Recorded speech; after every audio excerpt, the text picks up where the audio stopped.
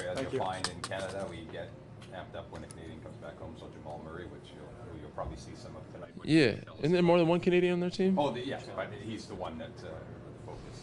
Oh, Right now. so you guys right don't show now. love to This is everybody what- else? Yeah, but I figure, no, not at all. I Just figure wondering. that you're going to see some of him. Yes. And you did see some of him in the West Yes. last year. So what are your impressions of what? He's very good. He's a very good player. Obviously, he was up and coming young talent when I was in San Antonio. Still young, but kind of coming to his own, more polished, more mature.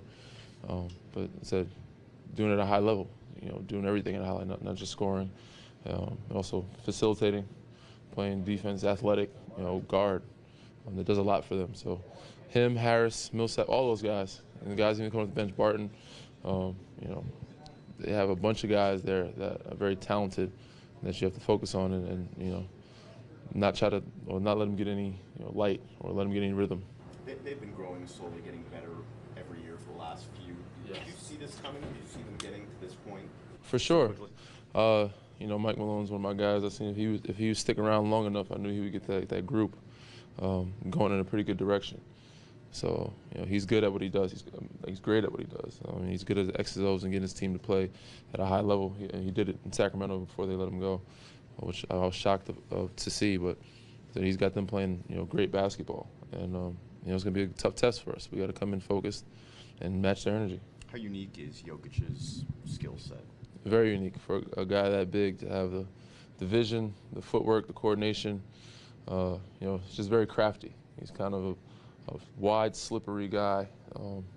Roll off you, slip off you, but find guys and make plays happen all across the board. So he's a crafty, 7-foot guy. So you don't see that. It's very rare to see a 7-footer that can move like that and pass like that. For you guys to get the record you have, you got to be consistent, obviously. Is it difficult to maintain that and sort of fight against complacency sometimes? For sure. We don't think about the record. We don't look at it. It's not a standard of what dictates of how good we are or how good we want to be. Obviously you have to be consistent. Sometimes you get lucky too. Sometimes you get unlucky. So some of the games we lose because we're unlucky, and some of the games we win because we got a couple things that bounce our way. But the key is to continue to try to get better. It's not looking at how many games we won and how many games we've lost, but are we moving in the right direction and where can we improve? So regardless of the record, regardless of the wins we have, or if we win tonight, we want to make sure that we have our younger guys maturing, our older guys understanding and getting the system down, everybody being on the same page. Because right now is not the time to be getting excited or the time to be worrying either. April, May, and June is what we're playing for, and that's the time where we want to be locked in and focused. So for All-Star break, we want to make sure that we're where we want to be. Is Kawhi starting to look more like that player that you played with in San Antonio those last few years? Of course, definitely. Obviously, we were both younger then. A little more explosive. But he's smarter, craftier, knows how to get the free throw line, uses his body, and doesn't have to dunk on everybody now. He's still very good at what he does at putting the ball in the basket and defensively doing what he does for us, rebounding and using his length. So, all across the board, though, not just with him. Pascal has been a huge plus for us, Serge, even, guys come off the bench, but JV, CJ, DeLon, OG, getting those guys and getting them into rhythm. Fred, even when guys are out, those guys have stepped up and done a great job of doing what they do. How has your role changed, Kawhi's role changed? You're 25 games in now from where it was for so many years? From San Antonio to here, we're the vets now. I spoke about it before. Back then, obviously, we were the younger guys. Tony, Timmy, and Manu were our vets, and there was a lot of guys more older than us. We were considered the young guys. Come here, we're the older guys now.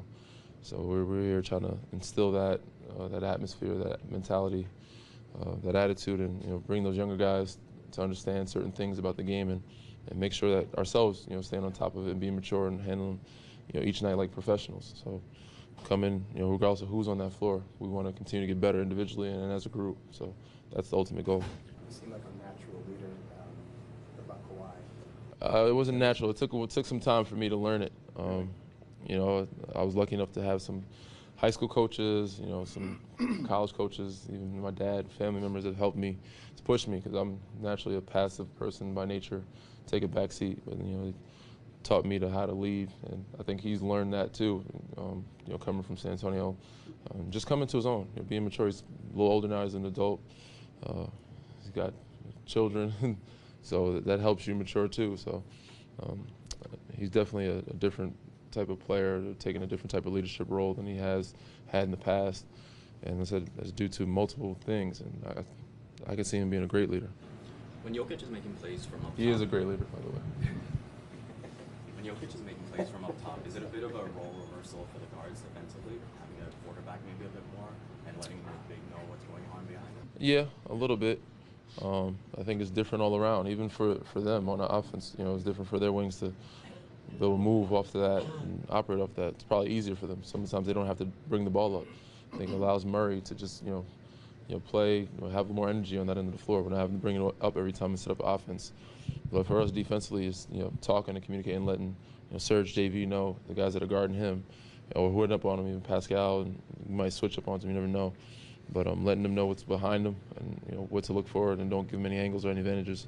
They're a team, not just him, but they're a team that takes advantages of the mistakes you make and all the angles you give them. I have one other question about Kawhi. I apologize if I'm saying it. It's okay, we're good. You made a real good adjustment here. It's pretty clear. And just talk about Kawhi's adjustment. I mean, everyone said that when you guys came, that you guys would hate it. It'd be cold. Blah blah blah. Blah. I mean, you'd have to ask him about that part of it, the weather and everything. I'm sure he likes his San Diego weather. I'm sure you know what that feels like. I've got some chance to spend some time there. The summer was great. It's amazing. But the city's great, and I think he's enjoying it. The fans are amazing. I think we're all enjoying the love we're getting from the fans throughout the whole country. There's 37 million of them. Hopefully they're all watching every game and supporting us and cheering from their homes or in the arena or in Jurassic Park, wherever they're at. But I said, all in all, I think we're adjusting. Everybody's adjusting well. All the new guys, even Greg, and we have a couple new faces here that they didn't have last year, and everybody's adjusting pretty well and enjoying it, enjoying the ride. And it's easy to do so when we're playing pretty decent basketball. There's going to be some ups and downs. We'll see how what kind of character we have when the downs do come. But so I'm having fun with it, and I think he is too.